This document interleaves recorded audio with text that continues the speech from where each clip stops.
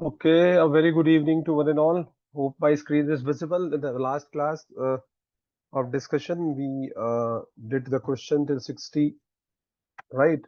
So today we will be starting with question number 61 without wasting any further time. So let's start with question number 61. This is a discussion of January 2025 paper. Those who are not aware, and the hard copy of the solution have already been handed over to everyone to read well and to take the maximum advantage in the upcoming attempt on all other upcoming exams which are there. So let's have a look at the question number 61. The question is very simple, and this was just to deviate the student. The language used was just to deviate the student. Nothing special about this. This is a repeated question. A number of times it have been asked.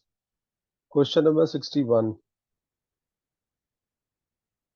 It says that arrange the following greenhouse gases in decreasing order of their concentration by volume in Earth atmosphere to an altitude of 100 km. So quite obvious when you have to talk about decreasing order of their volume, we know that the CO2 concentration is around 420 or 430 ppm nowadays. So just by looking at the value ppm by volume, this altitude of 100 kilometer is just given as or nothing special, right? So as you can see here, if you go by value, the CO2 it have been mentioned 400 ppm, right? But at present it is 430 or 420 ppm and so on. अगर कोई आपसे पूछे 2025 का जो data है वो around 430 या 440 ppm का है. तो CO2 तो मैक्सिमम हो गया, ये तो बात सबको पता चल गई भाई, CO2 से ज़्यादा कुछ है नहीं. और इंक्रीजिंग ऑर्डर में हमें डिक्रीजिंग ऑर्डर में हमें अरेंज करना है. तो सबसे मैक्सिमम वाला सबसे आगे होना चाहिए, which is this option. Simply दिख रहा है मुझे कि बी सबसे आगे होना चाहिए. Then after that we have methane which is the second largest, right? So you can see here the methane, which is the second largest, which is have the contribution around 1.9 ppm. Then we have N2O, this is 0.3 ppm, right? But if you talk about the ozone, stratospheric ozone, right, is around 0.02 to 0.05 ppm in troposphere. But it is something what is 2 to 8 ppm in stratosphere, but not significant in total volume. इसका total volume के comparison में significant नहीं है, और हमें by volume ही बताना है. So that's why our ozone is lying at the last, right? तो इसका आपको ध्यान रखना है कि डिक्रीजिंग ऑर्डर में जस्ट हमें अरेंज करना है, राइट? तो डिक्रीजिंग ऑर्डर में जब अरेंज करेंगे तो सबसे ज्यादा तो आपको पता है CO2 हो गया, है ना? तो CO2 सबसे ज्यादा है. दो ऑप्शन है जो आपको कंफ्यूजन की तरफ ले जाएंगे, ठीक है? Decreasing order means maxima, then उसके बाद वाला, उसके बाद वाला, उसके बाद वाला, राइट? तो अगर डिक्रीजिंग ऑर्डर में मुझे अरेंज करना है गाइस, तो सबसे ज्यादा जिसमें है उसको पहले पकड़ ले. तो 2 और 3 में कंफ्यूजन हो गया कि बी सबसे ज्यादा है, ठीक है? तो बी सबसे ज्यादा है, तो बाकी के ऑप्शन तो आपके कैंसिल आउट हो गए. खाली ये दो ऑप्शन बचे मेरे पास, 2 और 3. इनमें सबसे इजी हिंट यही था कि भाई बी तो मैक्सिमम है, उसके बाद ए हो या सी हो. तो उसके बाद ए हो या सी हो, इस पे चैलेंज है. तो उसके बाद ऑब्वियस सी बात है सी होगा गाइस, क्योंकि मीथेन ही सेकंड नंबर पे आता है in terms of the green house gases. And then we have nitrous oxide which is N2O, and last में आपका ओजोन आ जाएगा. तो correct answer is third only. Correct option जो है आपका थर्ड हो जाएगा यहाँ पे, इसमें कोई दो राय वाली बात ही नहीं है. Correct option is third option B, which is CO2 is greater than methane, which is C, is greater than N2O, which is D, and is greater than ozone, which is basically A, as mentioned here. You can see that. Clear है सबको? इसमें कुछ भी नहीं था, ये language आपको confuse करने के लिए यूज की थी बस, थोड़ा सा ना. वहीं पे लोग चकमा खा गए, ठीक है? लैंग्वेज आपको कंफ्यूज करने के लिए यूज करेगा, आप वहां पे चकमा खाते हैं तो फिर आपकी गलती है, उसमें किसी दूसरे की गलती नहीं है.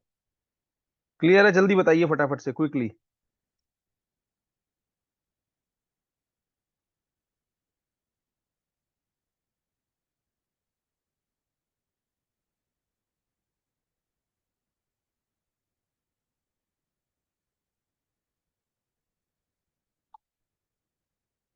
किसी को कोई डाउट है क्वेश्चन नंबर 61 में? जल्दी बताइए।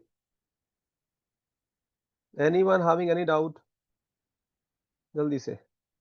जिनका भी ये मोटो G345G है, इसको रीनेम कर लीजिएगा भैया। Phone name is not allowed.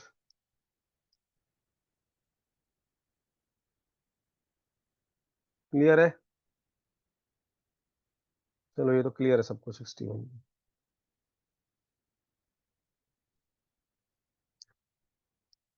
हम चलते हैं नेक्स्ट क्वेश्चन में।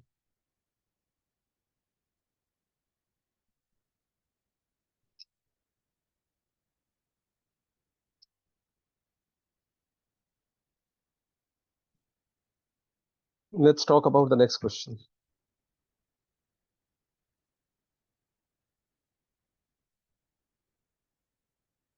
परसेंटेज बाय वॉल्यूम देखना है। हम क्यों देखेंगे बाय परसेंट?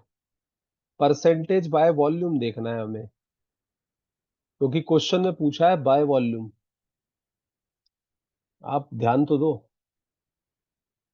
तो हम कोई देखेंगे ही नहीं कुछ भी, हमें तो क्वेश्चन के हिसाब से चलना है। ठीक है, ये ध्यान रखना। चलिए आगे चलते हैं हम लोग।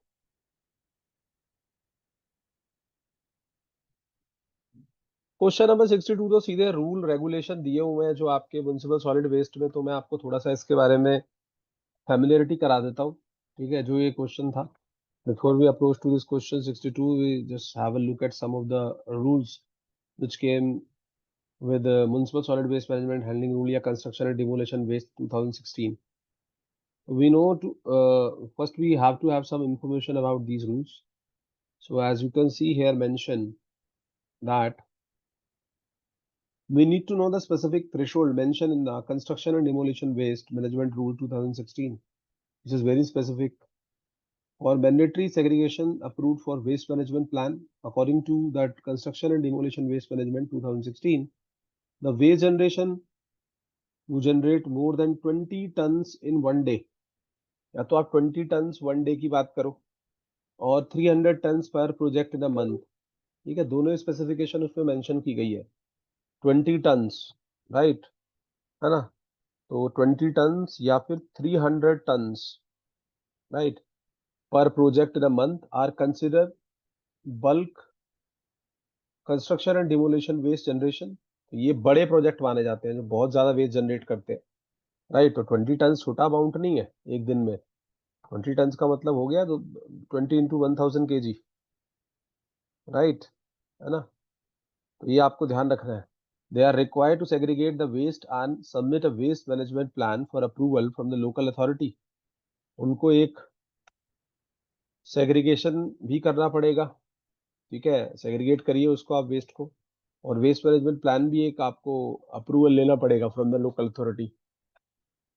ऐसे आप फ्री भी नहीं मिलेगी आपको, मतलब कि भाई गए और निकल लिए, कुछ करना नहीं धरना नहीं, वो नहीं चलेगा। तो यहाँ पे आप क्वेश्चन को हम देखते हैं, अब आपको ये समझ में आएगा। Question number 62, under the construction and demolition waste management rule 2016, the segregation and approval of waste management of plan from local authority is mandatory for waste generator who generate at least, कम से कम कितना हो, तो हमने mention कर दिया कि भाई या तो 20 टन इन अ डे हो। इन अ डे तो कोई ऑप्शन है ही नहीं, या फिर दूसरा ऑप्शन होना चाहिए 300 टन पर प्रोजेक्ट इन अ मंथ। तो एक ही ऑप्शन है गाइज यहाँ पे, सेकंड डायरेक्ट गाइडलाइंस है पीसीबी की। तो 300 टन पर प्रोजेक्ट पर मंथ, इतना अगर आप जनरेट करते हैं तो आपको भैया अप्रूवल लेना पड़ेगा वेस्ट मैनेजमेंट प्लान का लोकल अथॉरिटी से, उसके बिना आपको अलाउ नहीं करेंगे। ठीक है, क्लियर है सबको? ये कोई डाउट तो नहीं है इसमें? Question number second is the correct answer है, sorry option number second is the correct answer. 300 tons per project per month अगर आपकी कैपेसिटी है generation of construction and demolition waste, तो आपको अप्रूवल के लिए फिर रिक्वेस्ट करनी पड़ेगी। क्लियर है? तो बताइए जल्दी। क्लियर है? किसको कोई डाउट है यहाँ तक? चलिए जी, सिंपल ही है, ज्यादा नहीं है इसमें कुछ विशेष क्वेश्चन नहीं है ऐसे कि बहुत टफ क्वेश्चन है। बस पढ़ने वाले के ऊपर है कि आपने पढ़ा वैसा कि नहीं पढ़ा। ठीक है, चलिए आगे चलते हैं। आज ही मैं पढ़ा रहा था मिनरल एंड रॉक्स में सुबह के सेशन में, तो अगला क्वेश्चन मिनरल एंड रॉक से ही है। बड़ा ही सिंपल क्वेश्चन लगा मुझे तो ये ना, चाहे आप कोई माने चाहे ना माने, ठीक है। और इसमें हिंट भी थे कुछ कुछ, ठीक है ना। कुछ कुछ हिंट भी थे इसमें, ठीक है ना? तो ये भी आपको ध्यान रखना है कि हिंट को भी लेके चलना है, ठीक है। अब इसमें जैसे मुझे अगर ये क्वेश्चन मिलता और मेरे पास बहुत सारी नॉलेज नहीं होती, तो मेरे पास एक बहुत आसान हिंट था, ठीक है। अब मुझे हिंट क्या था कि भाई जो ओलिविन और पायरोक्सिन होते हैं वो फेरो मैग्नीशियम मिनरल होते हैं, उनमें आयरन भी होता है और मैग्नीशियम भी होता है। तो अगर मैं उनको वाटर में डिजोल्व करूं, ठीक है, सिंपल सा लॉजिक है कि अगर मैं ऑक्सीडेशन कराऊं ओलिविन पायरोक्सिन का, तो मेरे पास कहीं ना कहीं आयरन या मैग्नीशियम होना चाहिए। और राइट हैंड साइड पे एक ही ऑप्शन ऐसा है, हेमेटाइट वाला, Fe3O4 वाला, जो आयरन ऑक्साइड है। तो इस क्वेश्चन में सबसे अच्छा हिंट जो था ना यही था, कि जिसको ये पता हो कि ओलिविन और पायरोक्सिन जो है फेरोमैग्नीशियम मिनरल होते हैं। और कोई डायरेक्ट हिंट आपको यहाँ नहीं दिख रहा है, ठीक है। तो एक सबसे आसान हिंट यही था कि द ओलिविन और पायरोक्सिन का जब ऑक्सीडेशन होगा, we will be having something in the form of oxides of iron. So the right option, हाँ क्वार्ट और चैरेट भी दे रखा है, मैं मना नहीं कर रहा हूँ। पर ओलिविन के ऑक्सीडेशन से majority of the product hematite में बनेगा अगर ऑक्सीडेशन होगा, ठीक है। हाँ देख सकते हैं, देखने का तो क्या ही है।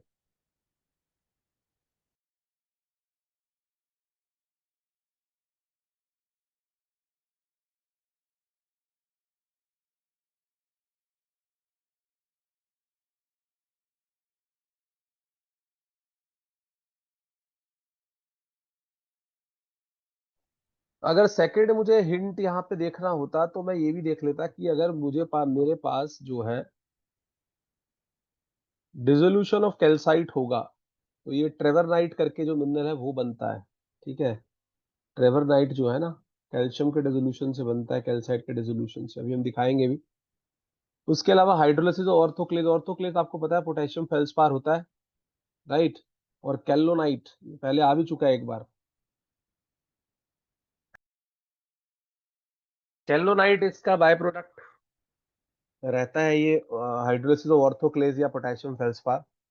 And then hydrolysis of chert भी एक ऑप्शन है, कि आज ही हमने पढ़ा है कि चर्ट सिलीशियस होता है और क्वार्ट्ज भी प्योर सिलिका है। तो यहाँ से भी एक अच्छा ऑप्शन आपके पास जनरेट हो रहा है कि चर्ट भी और क्वार्ट्ज भी प्योर सिलिका है। तो ये ऑप्शंस जब आप कैरिड आउट करेंगे कि A is tending to 4 and B is tending to 3, ठीक है, तो ये आंसर आपको अलग होके मिल जाएगा, ठीक है। C is tending to 2 and D is tending to 1। तो करेक्ट आंसर यहाँ पे गाइस हो जाएगा 1। वो तो ऑप्शनली मुझे दिख गया, अब थोड़ा सा हम इसके ऊपर लाइट डाल लेते हैं कि 1 क्यों है।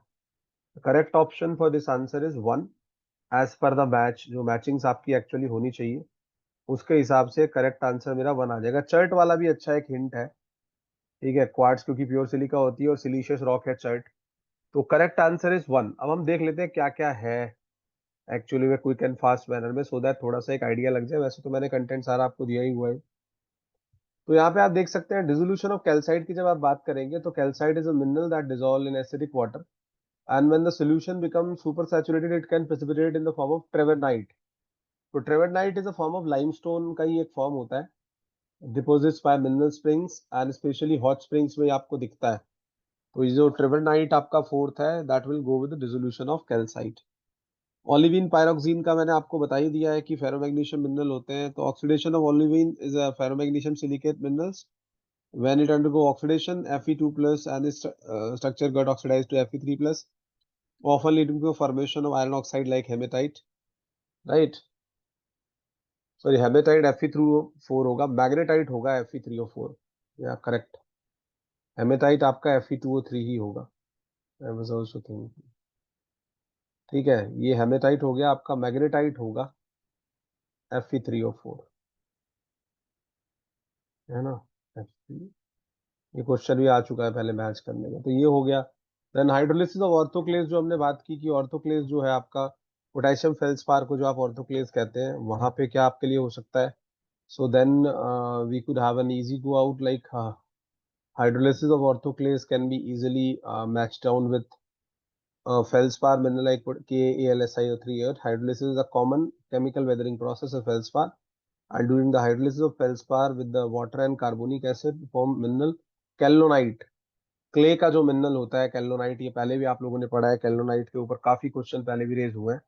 तो kaolinite is a mineral of clay, तो common product of feldspar hydrolysis ही होगा, ये आपका मैच कर जाएगा कैल्लोनाइट इससे। और लास्ट में जो हाइड्रोलिसिस ऑफ क्वार्ट्स आपको मेंशन कर रखा है, जो चर्ट एक है, सिलीशियस रॉक है आपकी प्योर।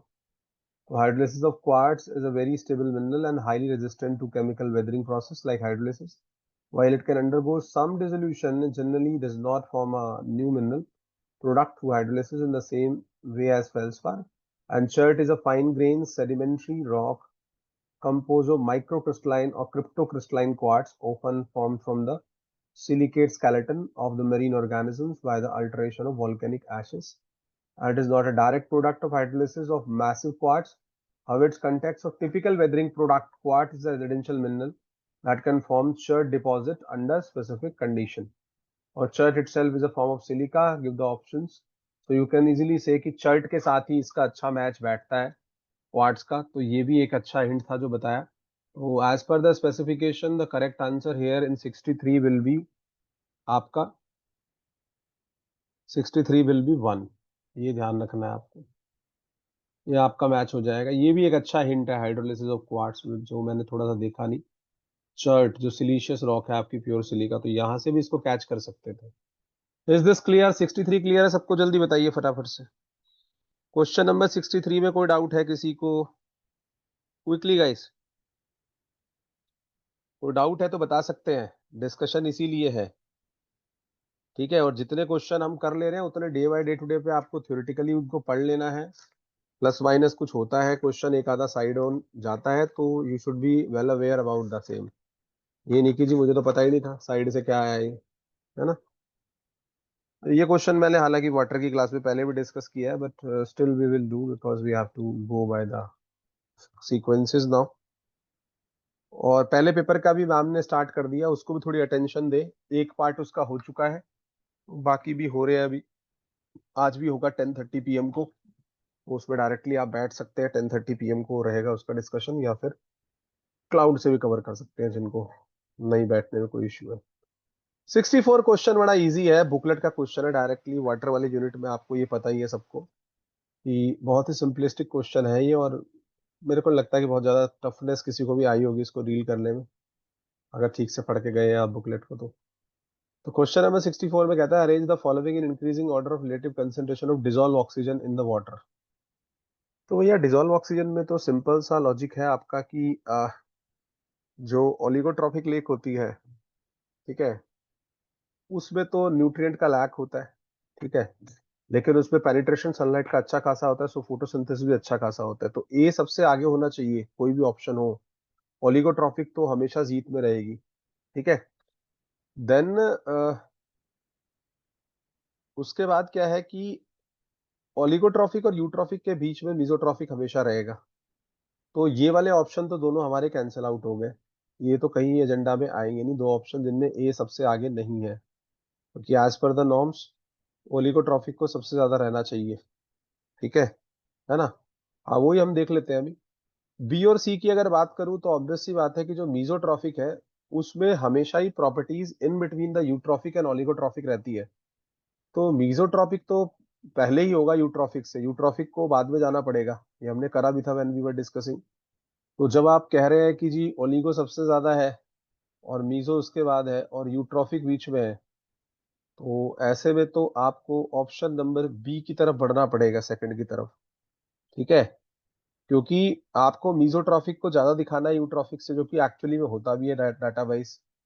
तो करेक्ट ऑप्शन यहाँ पे आपका सेकंड हो जाएगा, जिसमें oligotrophic is maximum, followed by mesotrophic, followed by eutrophic, और हाइपर यूट्रॉफिक जो मैंने बताया था जिसको डिस्ट्रॉफिक भी आप कहते हैं, तो वो सबसे लास्ट में चला जाएगा, डिस्ट्रॉफिक वाला। So as per that the correct answer is second.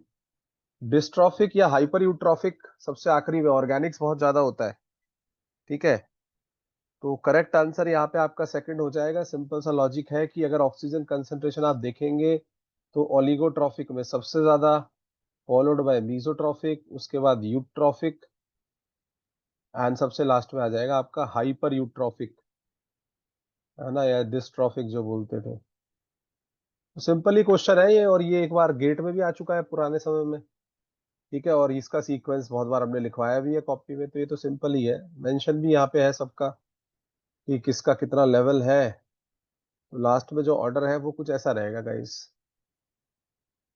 Hyper eutrophic सबसे लीस्ट हो जाएगा आपका, and others are like taking the lead. तो you can see here that maximum is oligotrophic followed by meso followed by eutro और last में hypertrophic lake.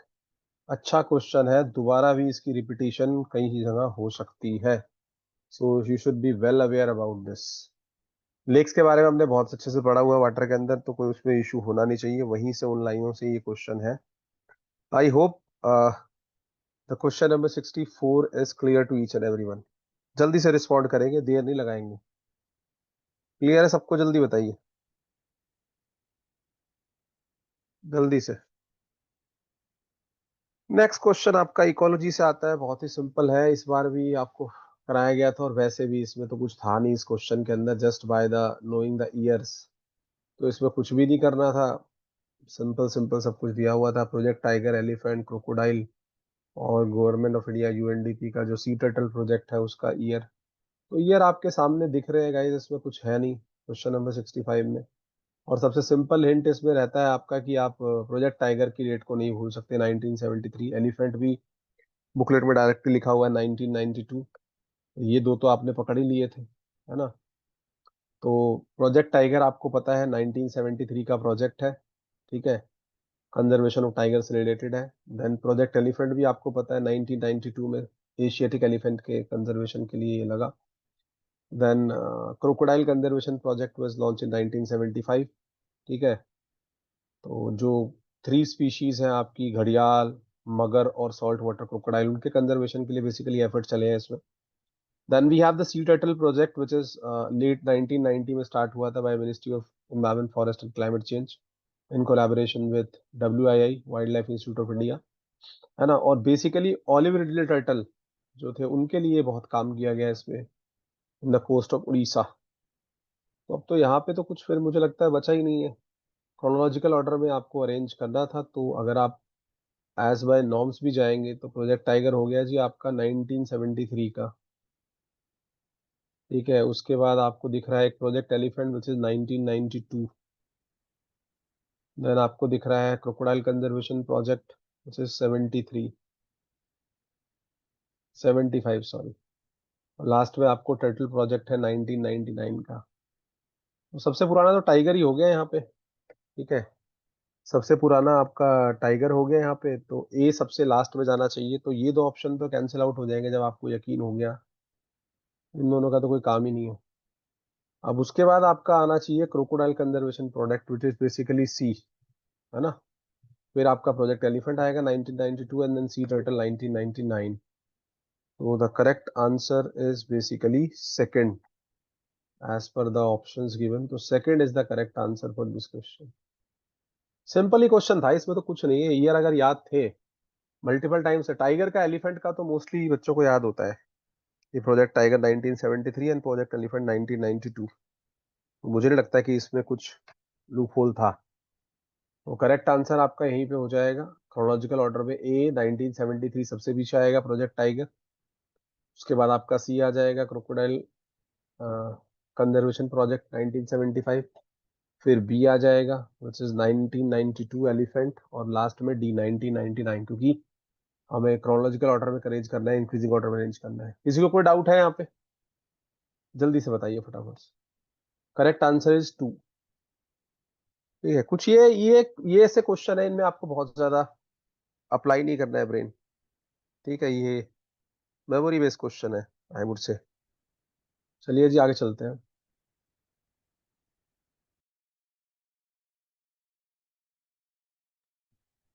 Now let's move to the question number 66। Yes, 66 क्वेश्चन जो है ये भी बड़ा simplistic question है, और ये क्वेश्चन मल्टीपल टाइम्स रिपीट हो चुका है गाइस, मैं आपको बता दूं। और डायरेक्टली ये क्वेश्चन गिलबर्ट मास्टर में एक टेबल दिया हुआ, वहां से लिया गया है क्वेश्चन, ठीक है। हमने भी इसको बार बार लिखवाया है, करवाया है, और ये सबको पता है कि पोरोसिटी का डाटा जो है बड़ा इंपॉर्टेंट है इनका। स्पेसिफिक यील्ड का तो इतना इंपॉर्टेंट नहीं है, लेकिन पोरोसिटी का बड़ा इंपॉर्टेंट है जो डाटा है। तो यहाँ पे भी इंक्रीजिंग ऑर्डर ऑफ पोरोसिटी में आपसे पूछ रहा है। ठीक है, तो वन बाय वन पहले इस पे हम थोड़ा सा निगाहें घुमा लेते हैं कि किसका ज्यादा किसका कम है। ठीक है, तो थोड़ा सा एक बार इसको गो थ्रू कर लेते हैं। जो ऑप्शन दिए हुए, जैसे क्ले है, लाइमस्टोन है, ग्रेवल है, फाइन सैंड है। तो ये बात तो सबको पता है कि भाई जो आपकी क्ले होती है सबसे ज्यादा पोरस होती है, उससे पोरस कुछ भी नहीं है। ठीक है, clay can hold a huge amount of water. तो यहाँ पे आप देखेंगे तो क्ले का जो है करीबन करीबन पोरोसिटी का डाटा जो है वो फॉल करता है इन window 40 to 70%, very high. Fine particles होते हैं, हाई पोरोसिटी होती है। ठीक है ना। तो लो परमेबिलिटी होती है। फ्लो तो इजी नहीं होगा, लेकिन होल्ड बहुत अच्छा करेगा, है ना। और एक्विटार्ड की तरह ये एक्ट करता है। Then if you go to limestone, limestone का खाली 5 से 20% के आसपास ही होता है पोरोसिटी जो है। देन ग्रेवल की बात करें तो 25 से 40% ग्रेवल का हो गया। ठीक है, ये भी ध्यान रखना है। और अगर आप बात करेंगे फाइन सैंड की तो 30 से 50% के आसपास आ जाएगा इसका। तो इस डाटा से ही आपको आंसर मिल जाएगा, इसमें कुछ ही नहीं है कि सबसे ज्यादा क्ले ही रहेगा, उसके बाद आपकी फाइन सैंड आ जाएगी, देन आपका ग्रेवल आ जाएगा, और लास्ट में लाइमस्टोन आ जाएगा। तो यहाँ पे हम इजीली डिस्टिंग्विश कर सकते हैं इसको कि सबसे ज्यादा जो आपकी पोरोसिटी है with respect to the data जो गिवन है, तो सबसे ज्यादा तो बॉस आपकी क्ले की है पोरोसिटी। ठीक है, जो हमने देखा 40 to 70%। क्ले के बाद अगर आप देखेंगे तो नंबर आ जाएगा आपका फाइन सैंड का। ठीक है, और फाइन सैंड के बाद आप आ जाएंगे किस पे? फाइन सैंड के बाद आ जाएंगे ग्रेवल पे। ठीक है, और ग्रेवल के बाद आखिरी में आपका लाइमस्टोन आ जाएगा। ये डाटा दिया हुआ है एज सच ही ना, मल्टीपल टाइम्स तो हमने ही लगाया सोल्यूशन में, और आपके गिलबर्ट मास्टर में भी है, बुकलेट में भी दिया हुआ है। तो ये तो जनरली पता ही होता है कि क्ले सबसे ज्यादा है, उसके बाद सैंड आती है। तो वहां पे डाटा हैवी परसेंटेज में लिखा हुआ है उसमें डाटा। तो if you look into this data, the correct answer here would be option number 3, where you have the clay on maximum, then you have the fine sand, then you have the gravel, and then last में limestone होगा। तो correct answer for 66 is 3। Clear है सबको? जल्दी बताइए। B होता तो मतलब, बी तो गड़बड़ हो जाएगा, बी कैसे हो जाएगा? बी नहीं हो सकता भाई। सिल्ट होता तब बात देखते ना, सैंड सिल्ट एंड क्ले, तब कहानी बदल जाती थोड़ा। अभी है तो नहीं ना, तब वो बात दो पहले आ जाएगा ना इससे। ठीक है, सैंड सिल्ट का क्ले का तो ग्रुप ही है, तो क्ले के बाद सैंड और सिल्ट की बारी आती है, उनका तो ग्रुप ही है ना। चलिए जी, क्वेश्चन नंबर 67 पे चलते हैं। अपने से इमेजिन नहीं करना है बॉस कि ऐसा इसमें रख देते तो, वो जब डाटा आपको सामने दिखेगा उसके हिसाब से डिसीजन ले लेंगे। डाटा का है इसमें तो सारा गेम। ठीक है, यहाँ पे कुछ हमें खुद की इमेजिनेशन नहीं लगानी।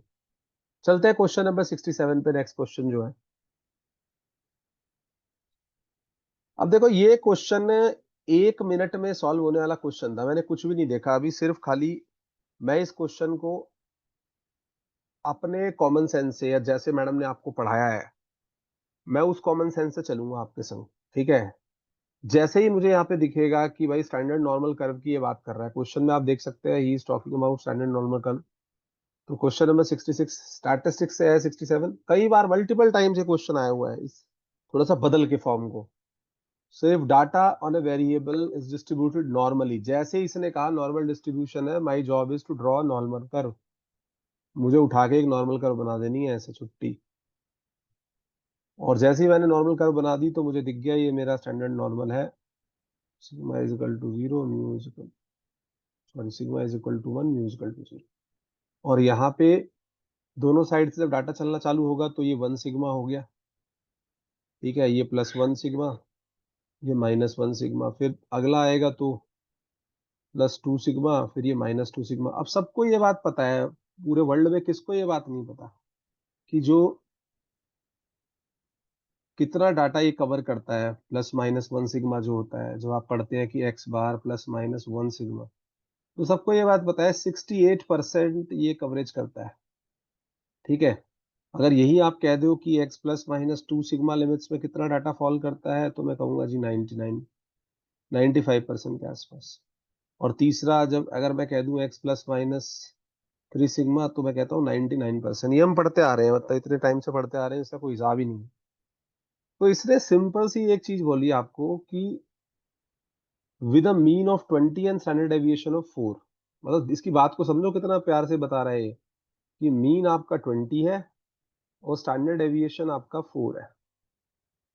ठीक है, तो कह रहा है कि the probability of the variable lies between 16 and 24। ये किसको नहीं पता है, आप करके देखोगे। एक्स बार प्लस सिग्मा टू एक्स बार माइनस सिग्मा, तो एक बार आएगा आपका 24 और एक बार आएगा 16। तो ये तो वन सिग्मा लिमिट ही पूछ रहा है ना, तो वन सिग्मा लिमिट तो 68% होती है, उसका मतलब हो गया 0.68। तो ये तो आपने आंखों ही आंखों से लेजर मार के आंसर कर लिया। इसको ऐसे ही आंसर करना था इस क्वेश्चन को, इसमें पेन कॉपी उठाने का क्वेश्चन नहीं था ये ऐसे क्वेश्चन जो है वो टाइम बचाने के क्वेश्चन होते हैं, इनमें पेन कॉपी नहीं उठाना होता। ये देखते ही आपको समझ में आना चाहिए।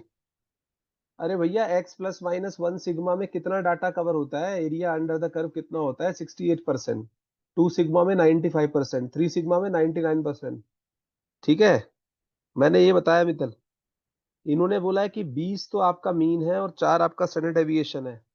तो डाटा 24 और 16 कब बनेगा, जब एक्स प्लस सिग्मा करोगे तो 24 हो जाएगी वैल्यू, एक्स माइनस सिग्मा करोगे तो वन सिग्मा करोगे तो 16 हो जाएगी। तो मतलब वन सिग्मा का डाटा ये पूछ रहा है। ये इनडायरेक्टली कहना चाहता है कि मुझे ये बताओ एक्स बार प्लस माइनस वन सिग्मा में कितना डाटा कवरेज होती है, तो मैं तो कहूंगा 68%। जैसे 68% मैंने कहा, मुझे आंसर मिल गया, आंसर 2 है, खत्म। क्वेश्चन को कुछ देखना ही नहीं था इसमें, ये तो आंखों से कर देने वाले क्वेश्चन है। इनको भी अगर आंखों से नहीं करेंगे तो फिर तो आपको बहुत टाइम लग जाएगा। क्लियर है मित्तल को? अब देखो, इसी का मैंने आपको एकदम 1 to 1 एक्सप्लेनेशन लिख के दिया है, जो आपने बार बार अपनी स्टार्ट्स की क्लास में भी किया है। यहाँ पे मैंने निकाल के दिखाया है पहले आपको कि कैसे आया, कि म्यू और स्टैंडर्ड डेविएशन आपका दिया हमने कि सिग्मा और मीन इतना है, तो आप निकाल लेंगे कितना कितना आएगा इसका स्कोर। तो एक बार 24 आएगा, एक बार आपका 16 आएगा, ये आ गया 2 बार। तो वो जेड स्कोर निकाल के दिखाया पहले हमने, x minus mu upon sigma से। और उसके बाद आपको ये पता है कि जो वैल्यू आती है वन सिग्मा की, तो वो 60%, 8% आती है ना नॉर्मल डिस्ट्रीब्यूशन में। तो बस यहीं से इसका आंसर मिल गया हमें कि 68% होगा, मतलब 0.68 हो गया। तो ऐसे क्वेश्चनों में आपको पेन वेन नहीं चलाना होता ज्यादा ना, you can directly answer such kind of questions. Correct answer is 68% और 0.68 इतना डाटा कवरेज होती है। यही अगर वो पूछता टू सिग्मा में कितना होगा, टू सिग्मा कितना हो जाता, टू सिग्मा अगर मैं करता तो कितना हो जाता, 12 और 28। ठीक है, टू सिग्मा करता तो 12 और 28, तब 95% मतलब 0.95 आंसर हो जाता। थ्री सिग्मा करता तो कितना हो जाता, 8 और 32, है ना। थ्री सिग्मा हो जाता 8 और 32, तब कितना होता 99%। तो ये सब ना मेंटल कैलकुलेशन आपको करनी होती है अपने से, मतलब this nobody can tell you. ये एक ऐसी फाइन एप्लीकेशन है स्टैटिस्टिक्स की जिसको कहीं भी टीचर एक्सप्लॉइट कर सकता है। तो आपको थोड़ा माइंड में रखनी होती है चीजें कि यार इतना तो कॉमन सेंस रख के चले ना। क्लियर है सबको ये क्यों इसका 68% आंसर आया? जल्दी बताइए।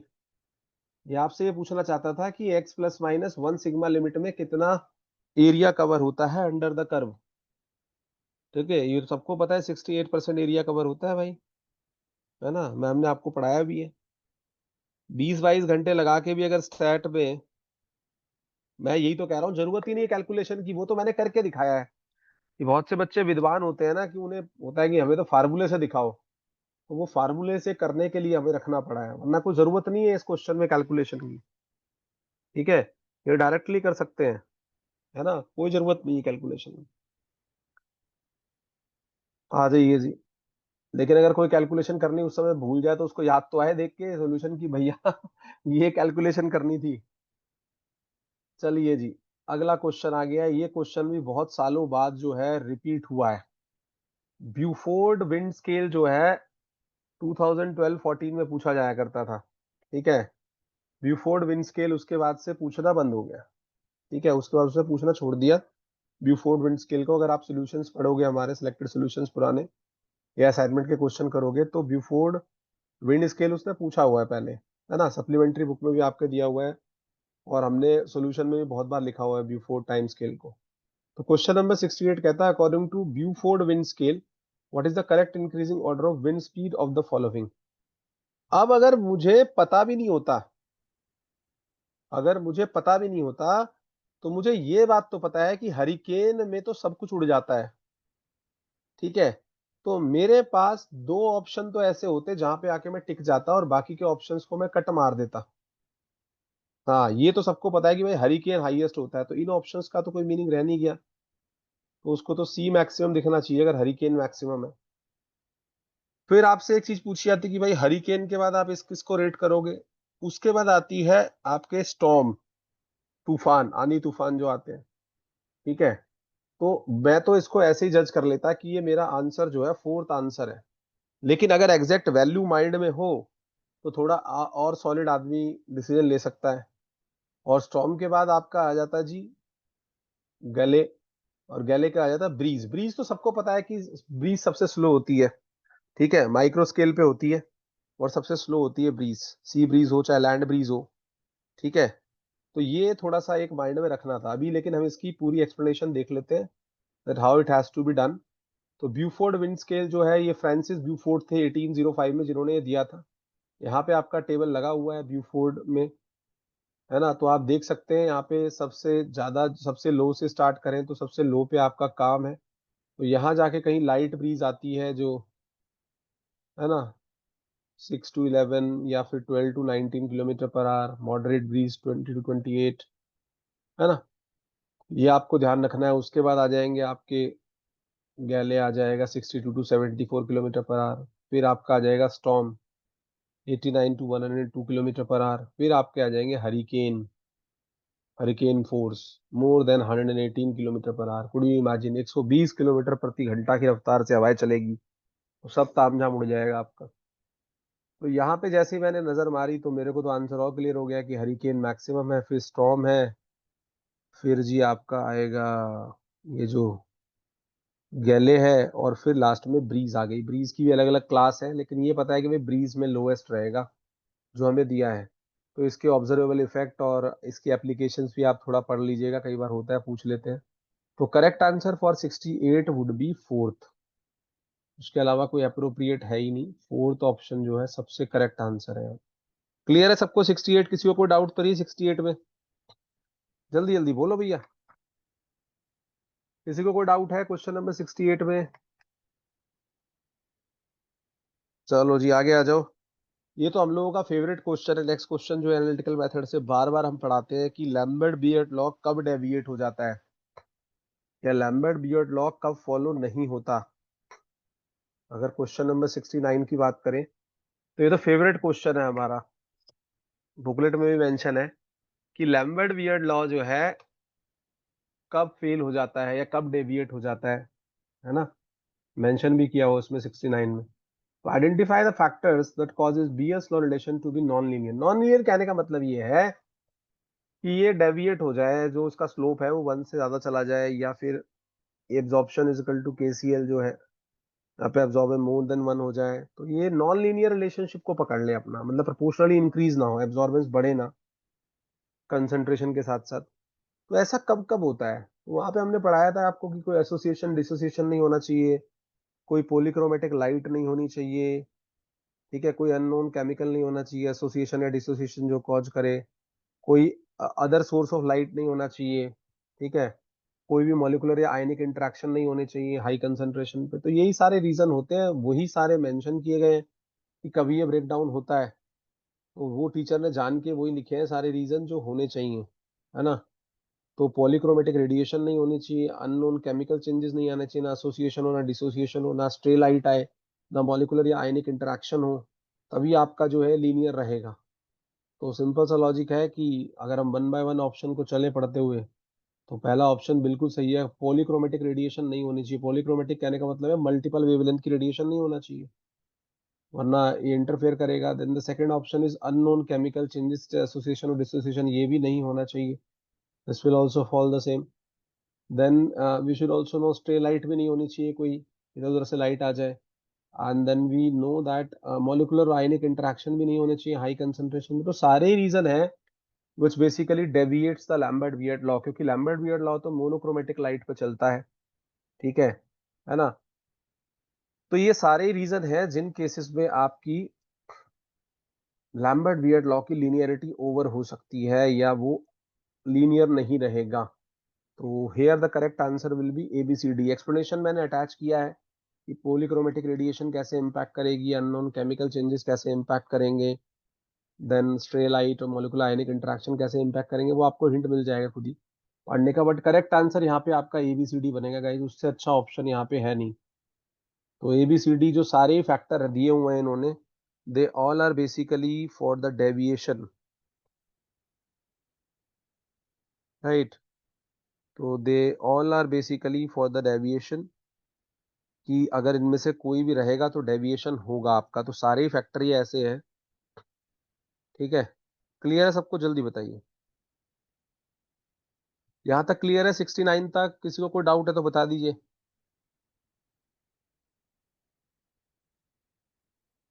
ठीक है, बस थोड़ा सा क्वेश्चन को आराम से पढ़ना था और कुछ नहीं करना था।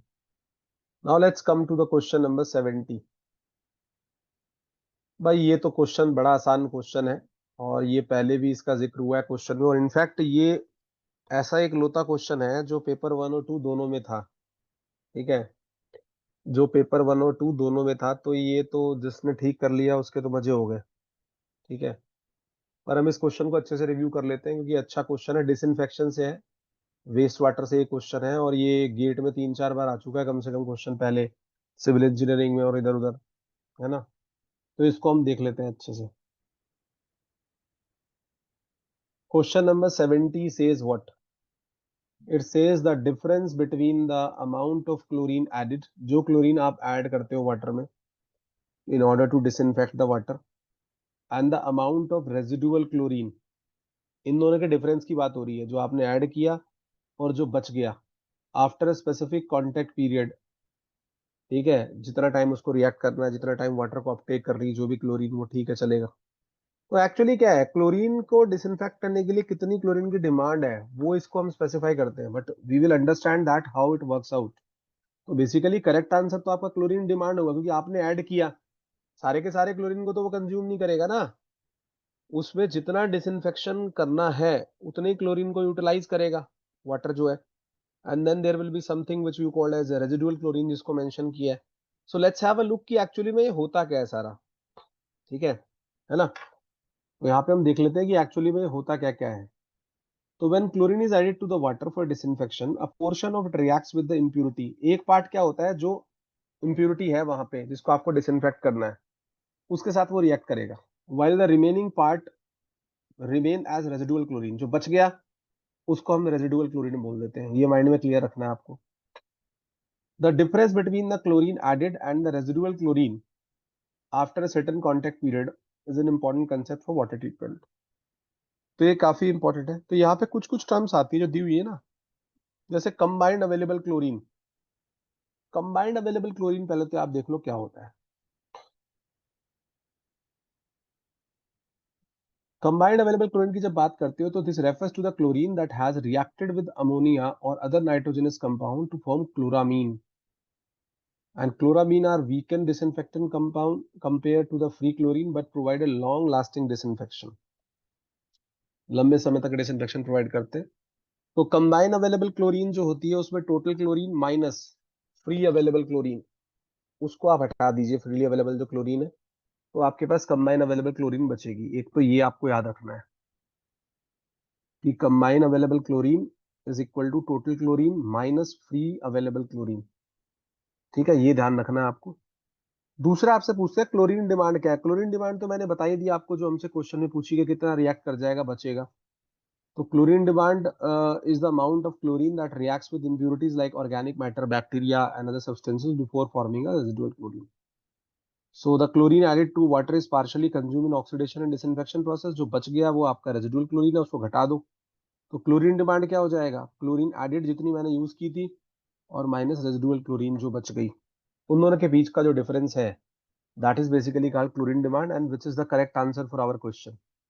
क्लोरीन डिमांड ही पूछा है आपसे क्वेश्चन के अंदर और कुछ नहीं पूछा। तीसरा आपको कहते हैं कि जी फ्री अवेलेबल क्लोरीन क्या है ना, फ्री अवेलेबल क्लोरीन क्या है, ये भी इंपॉर्टेंट है। Free available chlorine, so this refers to the chlorine that remain unreacted and is available for disinfection, जो रिएक्ट तो नहीं करती, ठीक है ना, अनरिएक्टेड रहेगी और डिसइंफेक्शन के लिए वो अवेलेबल रहेगी। It exist in the form of hypochloride acid HOCl जो आपका होगा, और हाइपोक्लोराइट आयन OCl माइनस। इस फॉर्म में जो भी क्लोरीन होगी उसको हम कहेंगे फ्री अवेलेबल क्लोरीन, कि ये रिएक्ट नहीं करती किसी के संग में, but this is freely available for disinfection purpose. Free chlorine is more effective than combined chlorine in killing the bacteria, ये भी ध्यान रखना है आपको। And then last but not the least which have been asked, total chlorine को अगर मैं define करना चाहूँ तो कैसे करूंगा, तो total chlorine is the sum of free available chlorine and combine available chlorine. Total chlorine में दोनों डालेंगे, फ्री और कंबाइन क्लोरीन, है ना, क्योंकि टोटल तो उसी का ही है। तो यहाँ पे आप देख सकते हैं कि क्लोरीन एडिड और रेजिडुअल क्लोरीन के बीच का डिफरेंस पूछा था, तो क्लोरीन डिमांड आएगा निकल के वो। और अच्छा क्वेश्चन है, मतलब इस पे सोचो, सेम थीम के ऊपर दो क्वेश्चन आए 2025 में, एक पहले पेपर में, एक यहाँ पे। तो here the correct answer will B chlorine demand. Clear है सबको, जल्दी बताइए फटाफट से, किसी को कोई डाउट है यहाँ पे? Chlorine demand is the correct answer. कितनी क्लोरीन आपने ऐड करी और कितनी रेजिडुअल बच गई, उसके बीच का जो डिफरेंस है वो क्लोरीन डिमांड है, which have been used for disinfection purpose। किसी को कोई डाउट है यहाँ तक? अगर डाउट है तो पूछ सकते हैं, मैंने एक्सप्लेनेशन सारा अटैच किया है, तो we are like responsible for the same to justify कि भैया आपको आ रहा है कि नहीं आ रहा है, ठीक है, वो जरूरी है हमारे एंड से। क्लियर है? चलिए जी, आज की सभा यही समाप्त होगी। हमने अभी तो फिलहाल 10 क्वेश्चन का ही टारगेट रखा है एवरीडे का, सो दैट आप पढ़ भी सके ना थ्योरी, ठीक है। हाँ, कंबाइन क्लोरीन का क्लोरामीन एग्जाम्पल है, ठीक है, अब क्योंकि आप पढ़ भी सके, है ना। करने को तो हम 15-20 पे भी ले जाए काउंट, पर मुझे आपको पढ़वाना भी है ना, कल को कोई ये ना कहे सर हमने पढ़ा ही नहीं, क्योंकि 10-10 नहीं पढ़ पा रहे तो बड़ी समस्या है फिर। अब म्यूचुअली हम इसको 15 पे ले जाएंगे 1-2 दिन बाद, और बहुत जल्दी ये खत्म हो जाएगा, कुछ बचेगा नहीं इसमें, ठीक है। जब हम 30 मिनट्स और बढ़ाएंगे तो ये 15 पे पहुंच जाएगा। सो दैट्स वाई, क्योंकि अभी हमें 7 बजे से सेशन भी करना है, तो इसलिए हम इसको ज्यादा इस पे नहीं रखते, कि धीरे धीरे आप पढ़ते रहे और आपको पता भी ना चले, क्योंकि 10 क्वेश्चन पढ़ना बहुत बड़ा टास्क नहीं होता। 10 क्वेश्चन की एक्सप्लेनेशन पढ़ना, उनको अंडरस्टैंड करना is not a big task. 20-30 question मैं मानता हूँ, क्योंकि आपको इसके इन एंड अराउंड काफी सारे क्वेश्चन और फ्रेम हो सकते हैं, ठीक है, क्योंकि ये सोल्यूशन या एक्सप्लेनेशन सबके पास नहीं है, ठीक है। सबको लॉजिक नहीं पता इन चीजों का कि लॉजिकली कैसे इसको डील किया है, तो आपको वो जानना जरूरी है, so that you can take the advantage, ठीक है। जो भी अभी होने वाला है एग्जाम आपका जून में, ठीक है ना, और बहुत सारे और एग्जाम लाइनअप है, HPSC है, उसके बाद जम्मू कश्मीर PSC है आपका, CPC भी है ना। तो बहुत ज्यादा कुछ आपको मिलेगा इन चीजों से, ध्यान रखना, मैं आपको बता रहा हूँ कि आसपास नियर अबाउट आपको मिलेंगे क्वेश्चन, ठीक है जी। चलिए जी, see you guys at 7 for the class of energy. We will see you guys tomorrow for discussion. कल दोबारा से डिस्कशन को आगे बढ़ाएंगे। अभी हमने 70 तक कर लिया है, ये ध्यान रखिएगा। Take care, good night.